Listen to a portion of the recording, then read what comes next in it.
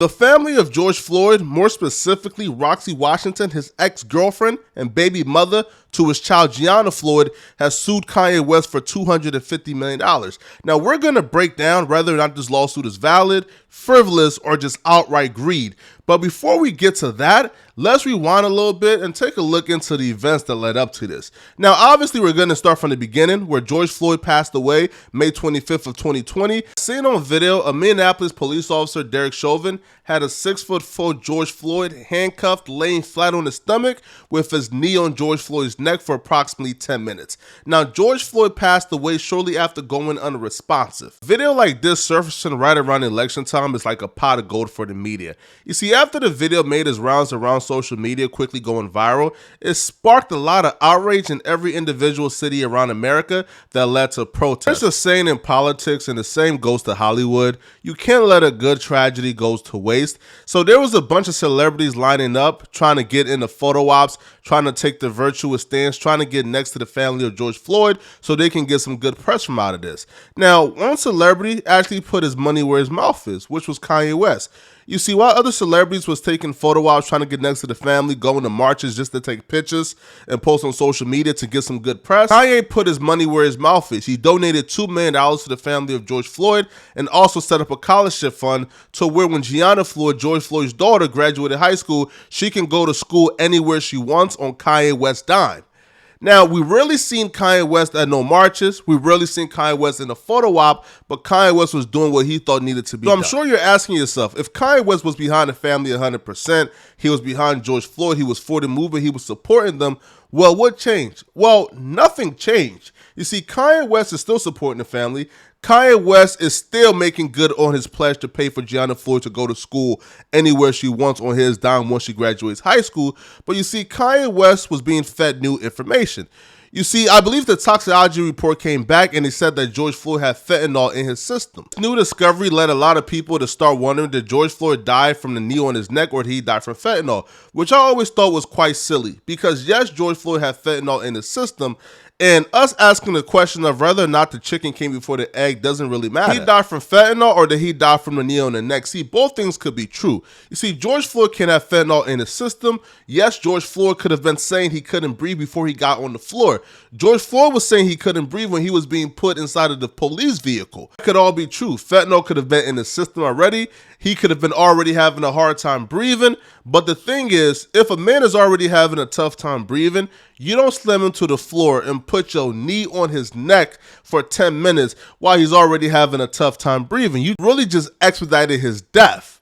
If we are going with the assumption of George Floyd was already having a tough time breathing, he was going to pass away from an overdose either way, Derek Chauvin expedited his death.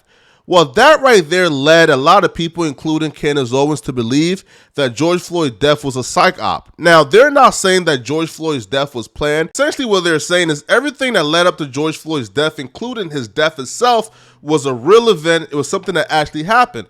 However, after George Floyd passed away, the media took George Floyd's death and decided to run a psych op, which happens every 4 years. Now, Candace Owens point out, how come every election cycle?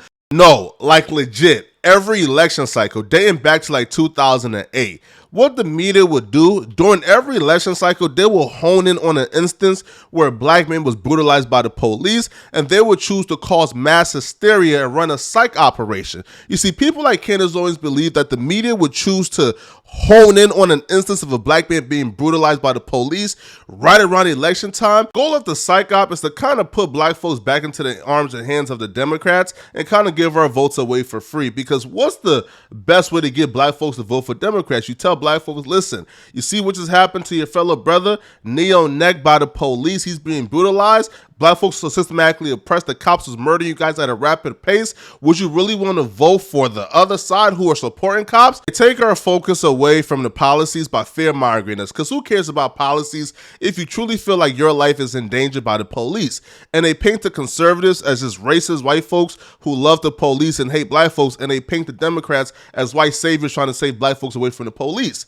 So Candace Owens believed that this was truly a psych operation and that George Floyd died from fentanyl and he wasn't truly brutalized. So Candace Owens dropped her documentary, The Greatest Lie Ever Sold, George Floyd and the Rise of BLM, which she pretty much breaks down how the death of George Floyd helped BLM rob black folks of millions of dollars, and she also tried to disprove and dispel a couple of rumors surrounding the death of George Floyd. Now, at this time, Kanye West was on his MAGA time, heavy, so Kanye West and Candace Owens were getting closer and closer, and they could consider themselves friends. Kanye West was indeed at the premiere for The Greatest Lie Ever Sold by Candace Owens, and he left out of that movie, I guess, with a newfound idea of exactly what took place regarding George Floyd and a new disdain for the Black Lives Matter movement. The Greatest Lie Ever Sold documentary will serve as a catalyst for all the troubles Kanye West is currently going through. You see, when Kanye West went on Drink Champs recently, Kanye West spoke on George Floyd, and what Kanye West did was he damn near regurgitated everything Candace Owens said in that documentary in terms of George Floyd not dying from the knee being on his neck, but George Floyd actually died from fentanyl. Those were Kanye West's words, which came from Candace Owens. And that got Kanye West in a heap of trouble. Because after Kanye West said that on Drink Champs, all mayhem happened. Mayhem erupted. Black folks was canceling Kanye West on social media, which probably means absolutely nothing, because as black folks, all we can do is march and sing. We don't know how to cancel nobody.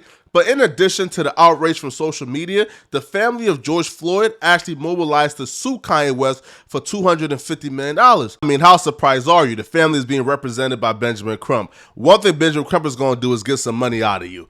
But eventually, after Kanye West, I guess, just stopped speaking about George Floyd, the spokesperson and brother of George Floyd, Fentanyl, who's the spokesperson for the family, came out and said, listen, we're not going to sue Kanye West anymore. We just wanted him to stop talking about George Floyd, which he did. We're moving on. Apparently, the baby mama, Roxie in Washington, didn't get the memo because after the family dropped their lawsuit against Kanye, the baby mama filed a lawsuit for $250 million. Now, according to Stephen Jackson, which is a friend and brother of George Floyd, the family of George Floyd and the baby mama do not get along. They feel like she's been milking this. They feel like she's an ex-girlfriend. She was not his wife. She's just simply an ex-girlfriend who had a kid with him. So her trying to represent him and be out here as a spokesperson made no sense to them, which caused some frictions between the family and George Floyd's baby mama. So the family is very confused about why she's suing Kanye West for $250 million. Here's my thoughts on this. First off, I do believe it's a money grab. I don't think she's down bad. You see, the worst thing that ever happened was when Alex Jones got to pay $900 million to the family of Sandy Hook. I believe that Alex Jones is outright guilty. I believe that Alex Jones should pay that money because he was outright wrong for what he did, right? But what that Alex Jones judgment did, it made people think that just somebody getting some misinformation wrong will subject them to paying you an absurd amount of money. You see, Roxie in Washington is hedging on the fact that Alex Jones has to pay the victims of Sandy Hook $900 million, and she thinks she has a case because Kanye West repeated some misinformation once. Here's the difference, right? On the Alex Jones trial, if you watch that trial, there was a repeated theme.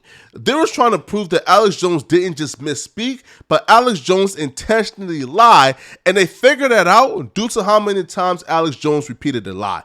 So if we only got one, maybe two instances of Kanye West reiterating that George Floyd died of fentanyl, that's not enough for you to get $250 million out of him. You would have to prove that Kanye West was not just misinformed, but Kanye West was lying and going out of way to deliberately slander George Floyd. I don't see how you can prove that from one, maybe two clips, and I'm not even sure there is two clips out there. This right here just screams a money grab, especially if you're just simply the baby mama, you're not the wife, you're just an ex-girlfriend. Now, you have to sue Kanye West on behalf of your daughter, Gianna, because you have no legal right or ties to George Floyd.